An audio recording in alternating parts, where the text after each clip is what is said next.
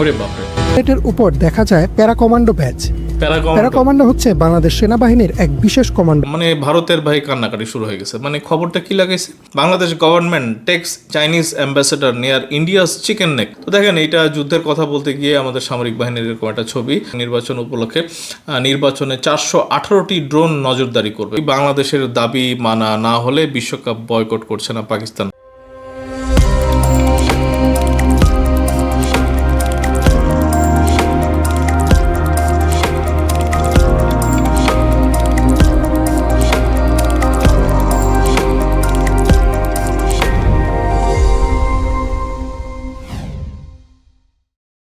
আসসালামু আলাইকুম বন্ধুরা, কেমন আছেন? আমি এনাম, আশা করি সবাই ভালো আছেন। বন্ধুরা, আজকে ডিফেন্সের কিছু খবর দেখাবো এবং বাংলাদেশের ওই প্যারা কমান্ডো বাহিনী কিভাবে চিনব, এবং একটা রেস্কিউ মিশন আছে, একেবারে ছোট ছোট মানে ক্লিপ আর কি।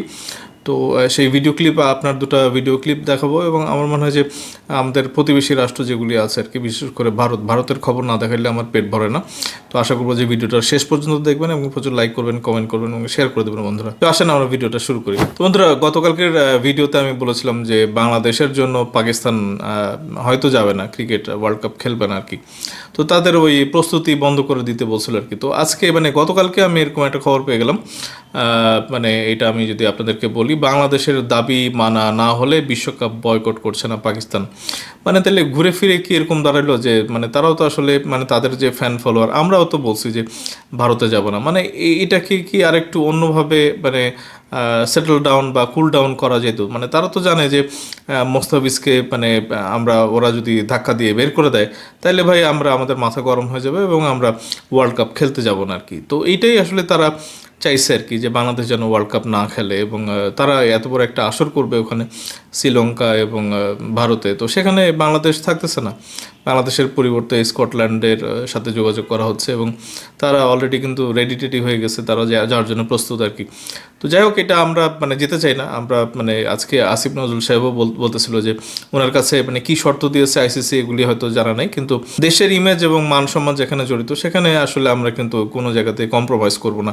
আসিফ নজরুল সাহেবেরও কথা এবং আমাদেরও কথা। তো আপনারা এই বিষয়ে অবশ্যই আবারও কমেন্টে জানাবেন যে বাংলাদেশের শেষ মুহূর্তে কি আসলে ভারতে ক্রিকেট খেলার জন্য মানে ওয়ার্ল্ড কাপ বিশ্বকাপ খেলার জন্য যাওয়া উচিত কিনা।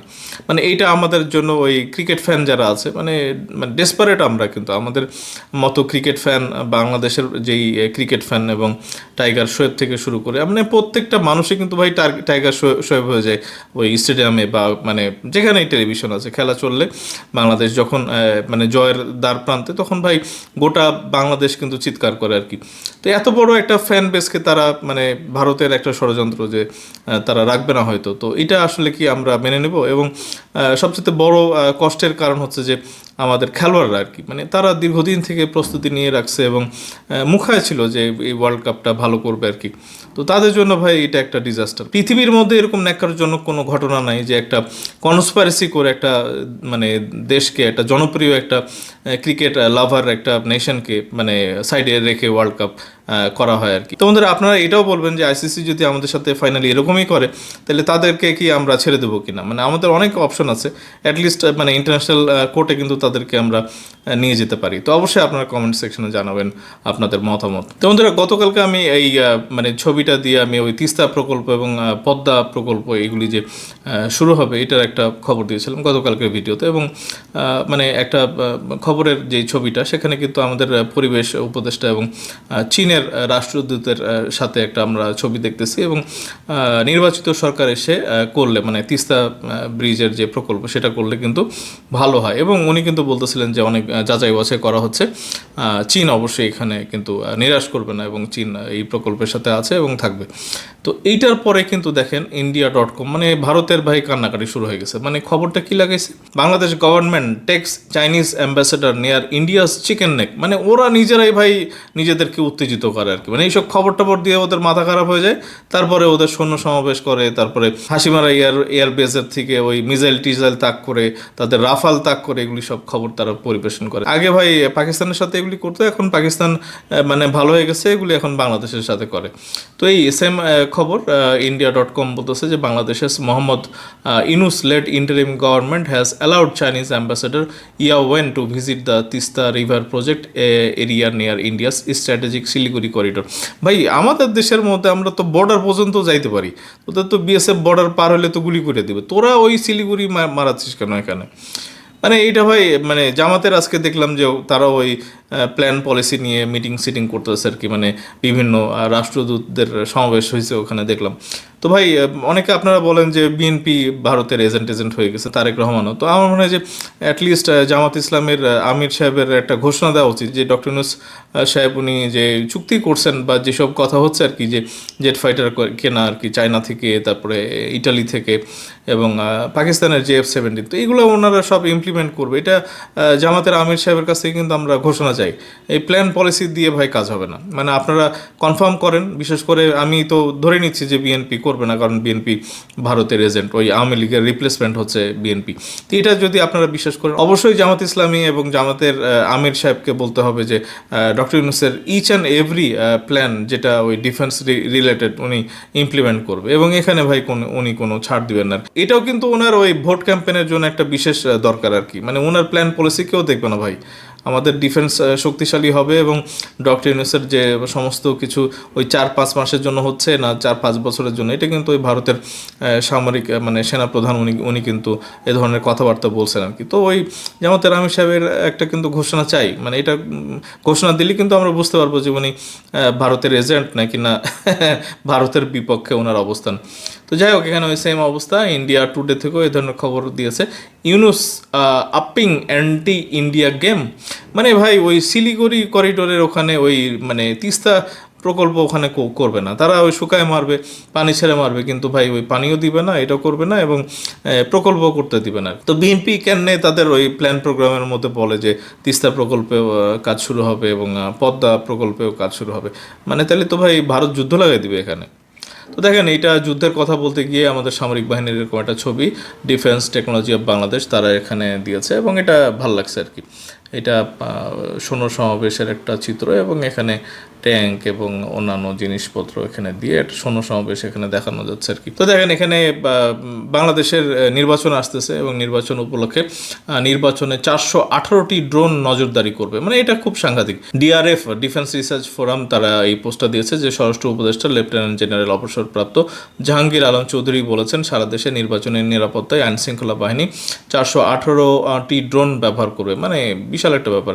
তিনি বলেন নির্বাচনী নিরাপত্তায় 418টি ড্রোনের মধ্যে 200টি সেনাবাহিনী, নৌবাহিনী 16টি, বিজিবি 100টি, পুলিশ, মানে বিজিবির কাছেও এখন ড্রোন ভালো বাড়ছে আর কি, 100টা তারা ব্যবহার করবে, পুলিশ 50টি, কোস্টগার্ড 20টি, র্যাব 800টি, বাংলাদেশ আনসার ও প্রতিরক্ষা বাহিনী 16টি ড্রোন পরিকল্পনা অনুযায়ী ব্যবহার করবে। মানে আনসারও হয় তাহলে ড্রোনের একটা ইউনিট মানে পরিচালনা করে আর কি, ভালোই, গুড। এখান থেকে আমরা বুঝতে পারলাম যে প্রত্যেকটা ডিপার্টমেন্ট আইনশৃঙ্খলা বাহিনীর প্রত্যেকটা বিভাগেরই একটা করে বা একাধিক ড্রোনের ইউনিট আছে, ড্রোন পরিচালনার ইউনিট আছে। তো এখানে আরও বলতেছে নির্বাচনের নিরাপত্তা ও সুরক্ষা দেওয়ার জন্য বিভিন্ন বাহিনী তাদের ডগ স্কোয়াড ব্যবহার করবে। সচিবালয়ে স্বরাষ্ট্র মন্ত্রণালয়ে আইনশৃঙ্খলা সংক্রান্ত কোর কমিটির সভায় এ তথ্য জানানো হয়েছে। তো আমরা ওই ডগ স্কোয়াডের কথাও শুনতেছিলাম, এবং এটার একটা ব্যবহারেরও কিন্তু আমরা খবর পাচ্ছি। তো দেখেন, এটা খুব একটা ভালো ব্যাপার। তো দেখেন, এখানে 12ই ফেব্রুয়ারি ইলেকশন হবে, মানে অনেকে বলতেছে যে এনসিপি মানে অংশগ্রহণ করবে কিনা, ওই জামাত অংশগ্রহণ করবে কিনা। তো যাই হোক, এগুলি আসলে মানে ভয়ভীতি দেখানো, সবাই অংশগ্রহণ করবে, এবং আমরা একটা ভালো সুষ্ঠু এবং নিরপেক্ষ নির্বাচন আমরা দেখব, এবং কারচুপি ছাড়া আর কি, এটা আমরা দেখতে চাই। এবং এটা যদি আমরা দেখি যে ওই জামাতে বিএনপি যদি চুরি করে, এটাতে আমার গায়ে লাগবে না আর কি, কিন্তু জামাতে ইসলামী যদি কারচুপি করে এবং এখানে যদি ধরা খায়, যদিও গতকালকে আমরা দেখতেছিলাম যে ওই বাহরাইন, তারপরে কুয়েত, সৌদি আরবের পরে ওমানে ওই মানে পোস্টাল ব্যালটের মানে কারচুপি করতেছে, এবং জামাত এক ওই বিএনপি পন্থী একজনের পোস্টাল ব্যালটে সিল মেরে দিছে আর কি। তো এই ভিডিওগুলি আসছে। তো এখানে আসলে ওই জামাতের জন্য একটা খুব বড় পরীক্ষা, যে তাদের যে সৎ মানুষের মানে দল বলা হয় আর কি, তো সৎ মানুষের দল কতটুকু কারচুপি না করে তারা ইলেকশন করবে, এটা কিন্তু মানুষ দেখতেছে আর কি। তো যাই হোক, এখানে আমরা দেখলাম, এবং ডগ স্কোয়াডের কথা যেহেতু চলে আসছে, এবং দেখেন এখানে ওই ড্রোন কন্ট্রোল রুম এখানে দেখা যাচ্ছে, এবং এগুলি কিন্তু ভালো, এগুলি ভালো। মানে এখন আধুনিক বিশ্বে ওই ড্রোন চালানো এটা একটা মানে ম্যান্ডেটরি, এবং যুদ্ধে ওই ড্রোনের যে কি ব্যাপক ব্যবহার এটা আমরা অপারেশন সিন্দুরেও দেখছি, পাকিস্তান ভারতের মধ্যে, এবং সব জায়গাতে, এবং বিশেষ করে রাশিয়া এবং ইউক্রেনে তো ডেইলি আমরা দেখি আর কি। তো এখানে আমরা এই ডগ স্কোয়াডের একটা মানে অ্যাক্টিভিটি দেখতেছি। তো কালের কণ্ঠ 6 মিনিট আগে এরকম একটা খবরের পোস্ট দিয়েছে, কড়াইলে আসবেন তারেক রহমান, নিরাপত্তা জোরদারে ডগ স্কোয়াড, মানে ওই যেটা ডগ স্কোয়াড শুনলাম। এবং ভাই এগুলি দরকার আছে। ওই হাসনাত আবদুল্লাহ কি বলে না বলে তারেক রহমানের নিরাপত্তা নিয়ে এত টেনশনে, ভাই তোমাদের যদি ওরকম ভয়ভীতি থাকে তোমরা ওই মানে বহর বাইর করে নাও, মানে এসএসএফ এর প্রোটেকশন তোমরা চাও না কেন? তারেক রহমানের তো ভাই দরকার আছে, তারেক রহমানের নানা রকমের জীবনের নিরাপত্তার হুমকি আছে। তো এখানে উনি তো গেলে মানে একটা দুইটা মানুষ আসে না, এখানে লক্ষ লক্ষ মানুষ, কোটি কোটি মানুষ এসে হাজির হয়, রোডঘাট সব বন্ধ হয়ে যায়। তো তার তো আসলে মানে তাকে একটা ক্ষয়ক্ষতি করাটা খুব সহজ, কিন্তু ভিড়ের মধ্যে কে কী করলো মানে করে চলে গেল, এটা ভাই আপনি যদি নিরাপত্তা বেষ্টনী একটা না দিয়ে এটাকে কন্ট্রোল না করেন, একটা চেক না করেন, তাহলে ভাই মানে এ ধরনের নাশকতা আটকানো খুব কঠিন।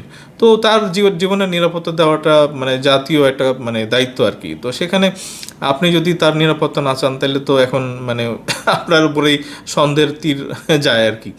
তো এইগুলি আমরা না করি, আমরা প্রত্যেকের আপনার যেরকম আমরা নিরাপত্তা চাই, তারেক রহমান সাহেবেরও নিরাপত্তা চাই, এবং ডাক্তার শফিক সাহেব যিনি আছেন তারও কিন্তু নিরাপত্তা আমরা চাই আর কি। তো সবার ক্ষেত্রেই এটা মানে হতে পারে। এখন আপনারা সরকারের কাছ থেকে নেন, সমস্যা নেই, আমাদের তো কোনো আপত্তি নেই। তো যাই হোক, এখানে আরও একটা নিউজ আসছে 21 মিনিট আগে বাংলাদেশ এয়ারফোর্স থেকে বলা হচ্ছে, বাংলাদেশ বিমান বাহিনী প্রধানের সাথে ইতালির under secretary of defence, deputy minister of defence এর সৌজন্য সাক্ষাৎ অদ্য 20 জানুয়ারি 2016 মঙ্গলবার। সম্মানিত বিমান বাহিনী প্রধান air chief marshal Hasan Mahmud Khan, BBP, OSP, UP, ভাই এগুলি কঠিন, দাম ভেঙে যাবে, এর সাথে his excellency Matteo Perego di Cremnago, under secretary of defence, deputy minister of defence, Italy বিমান বাহিনী সদর দপ্তরে সৌজন্য সাক্ষাৎ করেন। মানে বিমান বাহিনী সদর দপ্তর বলতে ঢাকার কথা বলা হচ্ছে। বাংলাদেশ বিমান বাহিনীর ইতালীয় সামরিক সরঞ্জামাদির পাশাপাশি অন্যান্য স্বার্থ সংশ্লিষ্ট বিভিন্ন বিষয়ে মত বিনিময় করেন এবং সামরিক ও কৌশলগত বন্ধনকে আরও জোরদার করার আশাবাদ ব্যক্ত করেন। উল্লেখ্য যে সাক্ষাৎকালে বাংলাদেশ নিযুক্ত ইতালির মানবর রাষ্ট্রদূত হিজ এক্সেলেন্সি অ্যান্তোনিও অ্যালেসান্দ্রো এবং সংশ্লিষ্ট সামরিক ঊর্ধ্বতন কর্মকর্তাবৃন্দ উপস্থিত ছিলেন। তো এইটা ভাই ভালো, তারা ওই চুক্তি করবে, মিটিং করবেন, একটা কথা হইলো। এই যে এখানে আমরা ছবি টবি দেখতেছি। তো দেখেন এখানে আমি ওই ভিডিও দেখাবো আপনাদেরকে, ভিডিও দেখানোর আগে এই জিনিসটা দেখাইনি। বিশেষ করে পাটোয়ারি ওই মানে মির্জা আব্বাসের এলাকায় গিয়ে চাঁদাবাজ উঠাবে, চাঁদাবাজ.com বলে ওয়েবসাইট চালু করবে। তো এখানে প্রথম আলো একটা খবর দিয়েছে, যুবলীগ নেতার বাড়িতে এনসিপির প্রতিনিধি পরিচয় 20 লাখ টাকা চাঁদা দাবি, গ্রেপ্তার 3। তো ভাই পাটোয়ারি আপনারা কি করেন না করেন, এগুলি আসলে চাঁদাবাজের উপরে আর আপনাদের কোনো কথা বক্তব্য দেওয়াটাই উচিত না আর কি। নিজের ঘর ঠিক রাখতে পারেন না, আপনাদের লোকজন চাঁদাবাজি করে ধরা খায়। এবং এটা ভাই একেবারে আজকের খবর। দেখেন এখানে 20 জানুয়ারি, চিন্তা করছেন? মানে এটা ভাই মেনে নেওয়া যায় না। আপনারা চাঁদাবাজি করবেন এবং অন্যদেরকে চাঁদাবাজ বলবেন, এটা ঠিক না। এবং দেখেন এখানে আসিফ মাহমুদ সাহেব, ওই তারও চাঁদাবাজির ডিপার্টমেন্ট ছিল, মানে এই শত শত কোটি ভাই, শত শত কোটি, মানে 1 কোটি 2 কোটিও না, শত শত কোটি টাকার এগুলি সব কারবার করছে। এবং আমি তো বলবো যে আসিফ মাহমুদকেও এখানে নজরের মধ্যে রাখার জন্য, কারণ দুজনেই পালাবে আর কি। তো তার ওই এপিএস মোয়াজ্জেম, উনি কি বলতেছে, থাইল্যান্ড যেতে চান আসিফ মাহমুদের সাবেক এপিএস মোয়াজ্জেম, মেলেনি অনুমতি। তো ভাই ওই বর্ডার টর্ডার দিয়ে পালা যাবে, এদেরকে নজরবন্দি করে রাখা উচিত আর কি। মানে এখানে আপনারা ওই চাঁদাবাজের উপরে কোনো কথাই বলেন না ভাই, কথাই বলেন না। আপনারা নিজেরা চাঁদাবাজি করবেন, টাকা পয়সা লুটপাট করবেন এবং আপনারা ভালো মানুষগিরি দেখাবেন, এটা তো ঠিক না। 5ই আগস্টের আগে আপনাদেরকে যে এই সম্মানটা দিয়েছিল মানুষ, আসলে আপনারা নিজেরাই সেটা রাখতে পারেন না আর কি। তোমাদের আসেন আমরা একটা রেস্কিউ মিশন আমরা দেখি, একটা ড্রিল হচ্ছে, এবং প্যারা কমান্ডো বাহিনী আর কি। প্যারা কমান্ডো বাহিনী এটা কি, এটা নিয়ে সেকেন্ড ক্লিপে আমরা দেখব। কিন্তু আপাতত যে ভিডিওটা আপনাদেরকে দেখাতে যাচ্ছি সেখানে, তো এখানে একটা রেস্কিউ মিশনের একটা ড্রিল হচ্ছে, এবং এটা ডিটিভি তাদের ফেসবুক পেজে এই ভিডিওটা আপ করেছে। আসেন আমরা একটু ভিডিওটা দেখি। ওরে বাপরে, ওই যে ধরছে।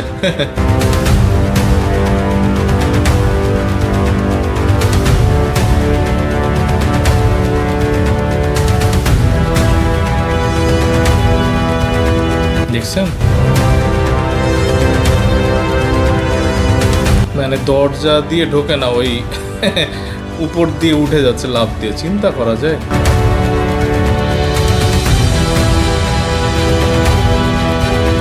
রেস্কিউ মিশন, হ্যাঁ, উদ্ধার করছে।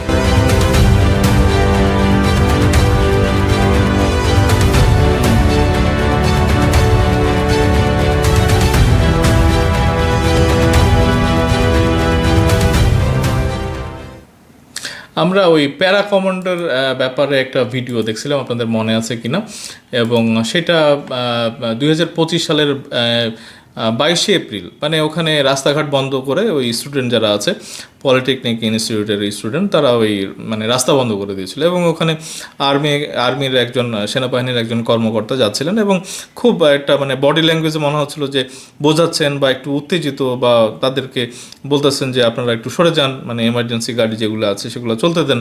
তো ওই জায়গাতে ওনার ওই মানে গায়ের মধ্যে, বুকের মধ্যে অনেক ব্যাজ ছিল আর কি, এটা আমরাও অবজার্ভ করতেছিলাম। কিন্তু বাংলা ভিশন ওই সময় একটা ডকুমেন্টারির মতো বানায় ফেললো, যে বুকের মধ্যে যে তার যে ব্যাজ ট্যাজ যেগুলি ছিল সেটা দিয়ে কিন্তু আইডেন্টিফাই করে ওনারা দেখানোর চেষ্টা করলো যে উনি কত বড় মাপের একজন সামরিক বাহিনীর অফিসার ছিলেন। তো আসেন আমরা ওই ভিডিওটাও দেখবো, এবং এটা খুব ইন্টারেস্টিং আর কি। আসেন আমরা ভিডিওটা দেখি। এই ভদ্রলোকের দেখেন এই জায়গাটাতে কতগুলি বুকের মধ্যে, চেস্টের মধ্যে, হাতে, ঘাড়ে, কাঁধে বহুত এখানে ব্যাচ। এই ব্যাচ থেকে আসলে কিভাবে বোঝা যাচ্ছে যে কত বড় মাপের উনি একজন সামরিক অফিসার। তো আসেন আমরা ভিডিওটা দেখি, পুরোটাই দেখি। চলুন এক নজরে জেনে নেই কোন ব্যাজের অর্থ কী। কোন ব্যাজের অর্থ কী? সেনা কর্মকর্তার কাঁধে যে ইনসিগনিয়া দেখা গেছে তা হচ্ছে একটি শাপলা ও একটি তারকা, যার অর্থ তিনি একজন লেফটেন্যান্ট কর্নেল পদবীর অফিসার। বাংলাদেশ সেনাবাহিনীর অফিসিয়াল রিক্রুটিং ওয়েবসাইটের তথ্য মতে লেফটেন্যান্ট কর্নেল সাধারণত একটি ব্যাটালিয়নের নেতৃত্ব দেন, পাশাপাশি ফরমেশন লেভেলে তিনি সিনিয়র স্টাফ অফিসারের দায়িত্ব পালন করেন। এছাড়াও সেনাবাহিনীর বিভিন্ন প্রশিক্ষণ কেন্দ্রের প্রধান প্রশিক্ষকের দায়িত্ব পালন করেন একজন লেফটেন্যান্ট কর্নেল, অর্থাৎ তরুণ অফিসার ও সৈনিকদের প্রশিক্ষণের দায়িত্বে থাকেন তিনি। এরপর তার ইউনিফর্মের বুকের ডান পাশে নেম প্লেটের উপর দেখা যায় para commando badge. Para commando হচ্ছে বাংলাদেশ সেনাবাহিনীর এক বিশেষ কমান্ডো দল। পেছনে প্যারাশুটের সাহায্যে অবতরণ করে গুরুত্বপূর্ণ লক্ষ্যবস্তু ধ্বংস করে নিজ বাহিনীর বিজয় ত্বরান্বিত করেন। জীবনের ঝুঁকি নিয়ে প্রচণ্ড কঠোর প্রশিক্ষণের মাধ্যমে অর্জন করতে হয় এই ব্যাজ। অফিসারের ইউনিফর্মের বাম পাশে দেখা যায় চিতা ব্যাজ। এই ব্যাজ প্রথম প্যারা কমান্ডো ব্যাটালিয়নের সদস্যরা পেয়ে থাকেন। বাংলাদেশ সেনাবাহিনীর একটি বিশেষায়িত দল এটি। প্রচণ্ড দ্রুততার সাথে অবতরণ ও বিশেষ কাজ সম্পন্ন করার ক্ষমতা রয়েছে এই দলের।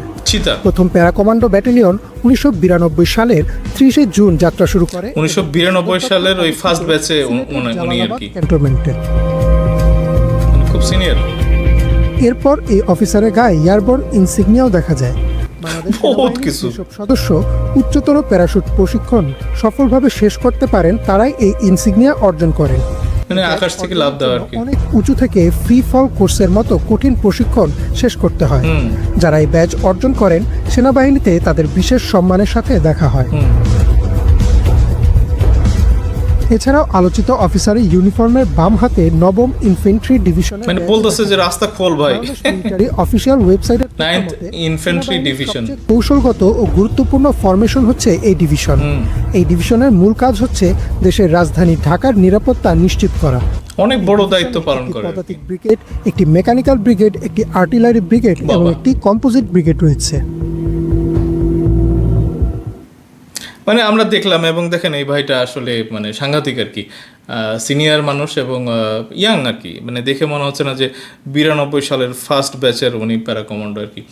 এবং এই বাচ্চারা আসলে সিনিয়রদেরকে রেসপেক্ট করতে হবে। মানে হুদাই মাঝে মাঝে আমরা দেখি যে এখন তো মব কালচার, আগে তো এই মবের নামও শুনি নাই ভাই, মব কালচার কী জিনিস এটা এখন আমরা দেখতেছি। এবং এইসব জিনিস থেকে আসলে আমাদের জাতি মানে নিরাপদে একটু নিজেদেরকে রক্ষা করে যেন আর কি। আমরা রেসপেক্ট করতে পারতেছি না, আমরা এমন এমন জিনিস শিখতেছি, গালাগালি শিখতেছি, বুলি করা শিখতেছি, এবং সিনিয়রদেরকে এবং যারা নাকি জ্ঞানী মানুষ এবং যারা নাকি পণ্ডিত ব্যক্তি, তো তাদেরকেও কিন্তু আমরা নাজেহাল করি আর কি। মানে সম্মান দেওয়াটা আসলে আমাদের মানে রেওয়াজ রীতি থেকে কিন্তু চলে যাচ্ছে আর কি। তো যাই হোক, আমাদের ইয়াং জেনারেশন যারা আছে আর কি, আমাদের আশেপাশে যারা নাকি ইয়াং, তাদেরকে অবশ্যই কিন্তু আমাদের ভালো একটা কিন্তু ওই জেস্চার কার্টিসি এইসব জিনিস শেখাতে হবে আর কি। মানে অ্যাটলিস্ট বুলি করা, মানে স্ল্যাং ওয়ার্ড ইউজ করা। এখন তো এই মিছিল মিটিং সমাবেশের মধ্যে ভাই যেভাবে গালিগালাজ মানে দেওয়ার একটা সংস্কৃতি চালু করছে, এবং রাজনৈতিক দলগুলোই আর কি। তো তাদেরকেও ভাই বলি, আপনারা ইয়াং জেনারেশনদেরকে নষ্ট করবেন না। কলম দিবেন, বই দিবেন, এবং অ্যাটলিস্ট ওই আপনাদের কারণে তারা যেন রাস্তাতে সিনিয়রদের সামনে স্ল্যাং ওয়ার্ড মানে ইউজ না করে, এবং ওই স্লোগানের মধ্যে যেন গালিগালাজ না করে আর কি। তো বন্ধুরা, এখনকার মতো এটুকুই। আমার মনে হয় যে ভিডিওটা বেশ লম্বা হয়ে গেল। প্রচুর লাইক করবেন, কমেন্ট করবেন, এবং আপনাদের মতামত দিয়ে একেবারে কমেন্ট বক্সটা একটু সাজিয়ে দিবেন আর কি। তো বন্ধুরা, এখনকার মতো এটুকুই। খুব তাড়াতাড়ি ফিরবো, সাথেই থাকেন। ধন্যবাদ সবাইকে। আসসালামু আলাইকুম।